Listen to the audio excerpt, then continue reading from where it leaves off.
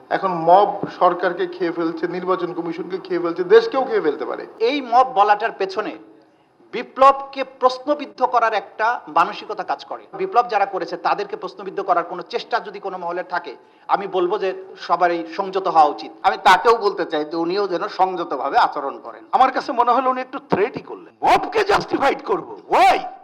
Legal কোয়েশ্চেন্সে জোর করে বানান।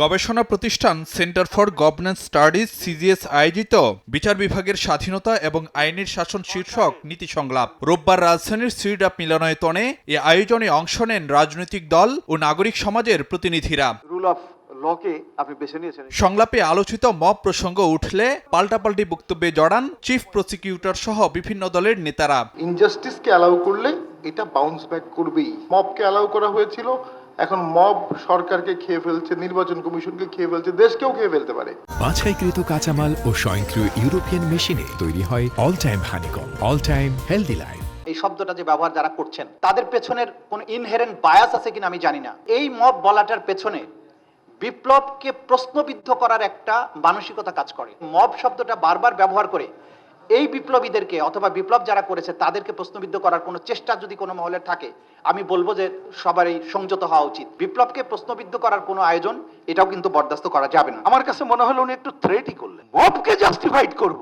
ওয়াই? আপনি আইনের শাসন চান, আবার মবকে উস্কান। এটা বাংলাদেশে চলবে না। এটা যদি চালাইতে চান আইনের শাসন চলতে পারে না। থ্রেট বা একটা হুমকি দিলেন আমাদেরকে যে সংযত হয়ে কথা বলতে হবে। আমি তাকেও বলতে চাই যে উনিও যেন সংযতভাবে আচরণ করেন। কয়েকদিন আগে যে ডেইলি স্টার এবং প্রথম আলোতে আগুন দিল, ছায়ানট উদ্দিচিতে আগুন দিল এবং এখানে মব করলো, এইটাকে কিভাবে জাস্টিফাই করবেন? এবং এইভাবে মবকে প্রশ্রয় দিলে একদিন ওই যে বলছে যে নগরে আগুন লাগলে দেবালয়ও রক্ষা পাবে না, কাজে আপনারাও সেই মবের হাত থেকে রক্ষা পাবেন না। চিফ প্রসিকিউটর বলে গেলেন মবকে মব বলা যাবে না। আচ্ছা, আমরা যে নামেই ডাকি না কেন, এই সরকার ক্ষমতায় আসার পরে ঢাকা বিশ্ববিদ্যালয়ে প্রথম যেদিন একজন অর্ধ পাগলকে সারা রাত খাইয়ে আবার পিটিয়ে যখন মেরে ফেললো, আমরা কি সেই বিচারটা হতে দেখেছি?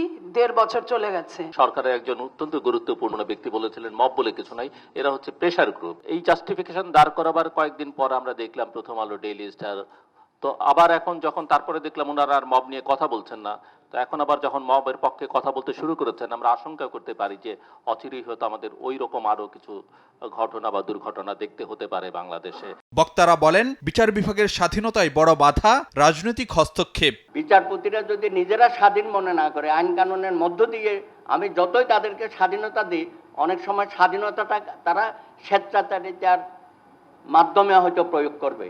যখন যে দল সরকারে এসেছে সেই দল বিচার বিভাগকে নিজের মতো করে ব্যবহার করার চেষ্টা করেছে। সরকারের প্রতি ভয়টা, এই ভয়টা যদি না যায়, বিচার বিভাগের স্বাধীনতা আমাদের কাগজে কলমে থেকে যাবে।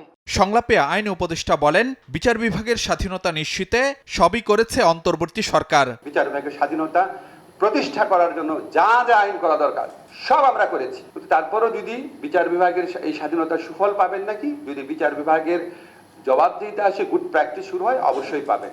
কিন্তু এটার ফলে কি রুল অফ ল প্রতিষ্ঠিত হবে? নো। রুল অফ ল আরো অনেক একটা সম্প্রসারিত ধারণা। রুল অফ ল প্রতিষ্ঠা করা পৃথিবীতে সবচেয়ে বড় চ্যালেঞ্জগুলোর একটা। এই চ্যালেঞ্জে যদি মোকাবেলা করতে হয়, এটা একটা অব্যাহত প্রক্রিয়া, এটা আমাদের কমপক্ষে 5 থেকে 10 বছর লাগবে। তবে পুলিশ সংস্কার নিয়ে নিজের হতাশার কথাও তুলে ধরেন আসিফ নজরুল। যেরকম করতে চেয়েছিলাম করতে পারি নাই, সরকারে আছি, কোথায় বাধা আছে বলতে পারবো না, একসময় নিশ্চয়ই পারবো। ফারুক ভিয়া, রবিন, সময় সংবাদ, ঢাকা।